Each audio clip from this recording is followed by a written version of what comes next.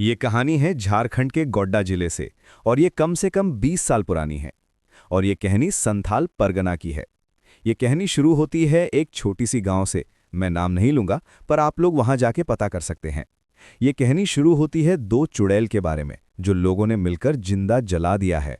पहले के जमाने में लोग भूत प्रेत और चुड़ैलों पर बहुत विश्वास करते थे। उसी तरह एक गांव था जहां दो चुड़ैलें रहती थीं। दोनों ही औरतें थीं और देखने में बिल्कुल आम इंसानों जैसी लगती थीं। उस गांव में एक अजीब बात होने लगी थी।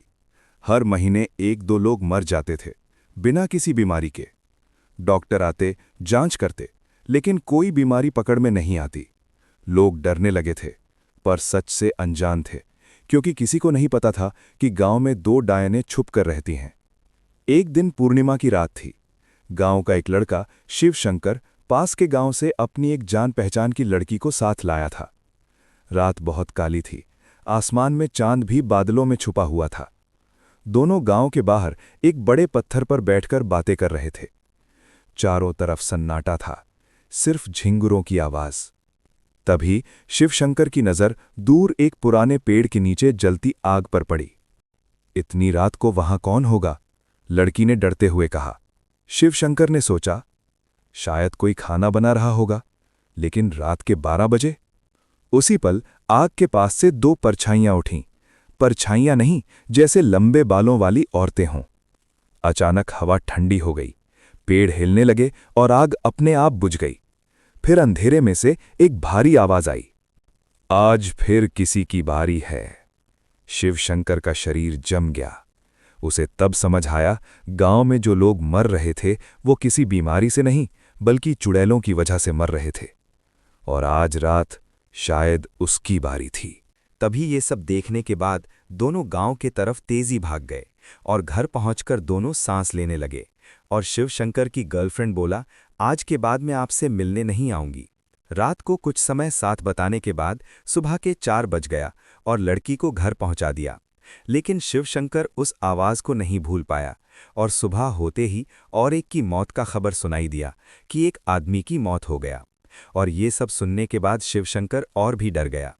एक दिन की बात है, कुछ लोग शिकार करने गए थे और रात भी हो गया था, तो लोग ने पेड़ के नीचे उन सबको जो शिकार करके लाए थे उससे वही पेड़ के नीचे पकाना शुरू किया।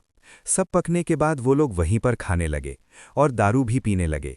जब सब लोग नशे धुंध हो गया, कुछ लोग तो घर चले गए और कुछ लोग वहीं पर सो गए।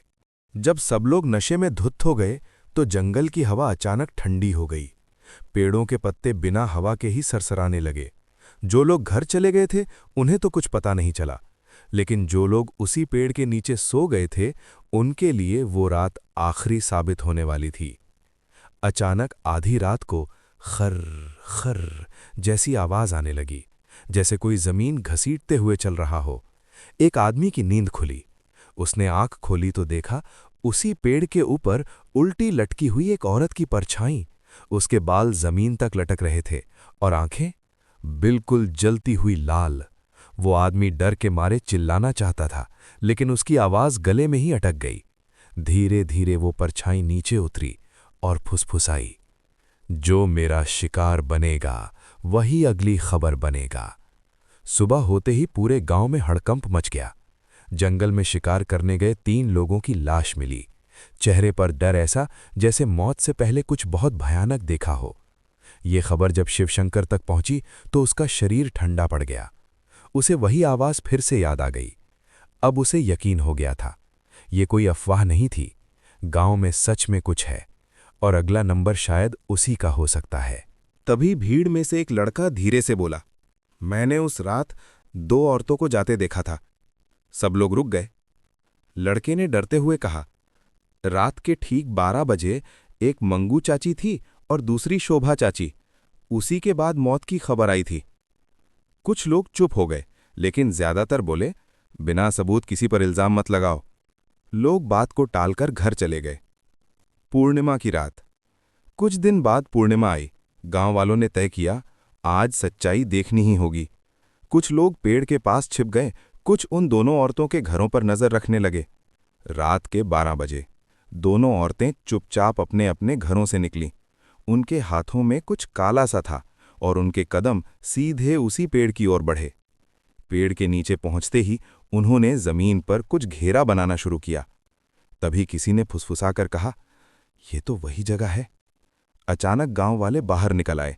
लालटेन की रोशनी में उन दोनों के चेहरे बदले हुए थे, आंखें सूनी, होठों पर अजीब सी मुस्कान। मंगू चाची हंसते हुए बोली, "अब तो देर हो गई, सच्चाई जो कांपने पर मजबूर कर दे।" तभी पेड़ जोर से हिलने लगा, ठंडी हवा चल पड़ी, एक भारी आवाज गूंजी, "मेरा नाम लेकर किसी और को क्यों मारा?" वो आवाज चंद्रा की थी। मंगू और शोभा चाची घुटनों पर गिर पड़ी। उन्होंने कबूल किया, "हमने लोगों को डराया, मौतों को चुड़ैल के नाम पर छुपाया, ताकि कोई हम पर शक न करे।" लेकिन अगली ही पल पेड़ की डालियां अपने आप झुक गईं। औरतों की चीख निकली, लेकिन किसी ने उन्हें छुआ तक नहीं।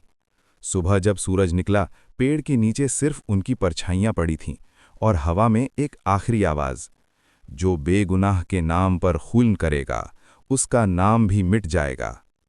आज भी उस पेड़ के पास कोई रात में नहीं जाता, और शिवशंकर जान गया, चुड़ैल सिर्फ बदला नहीं लेती, वो सच बाहर लाती है।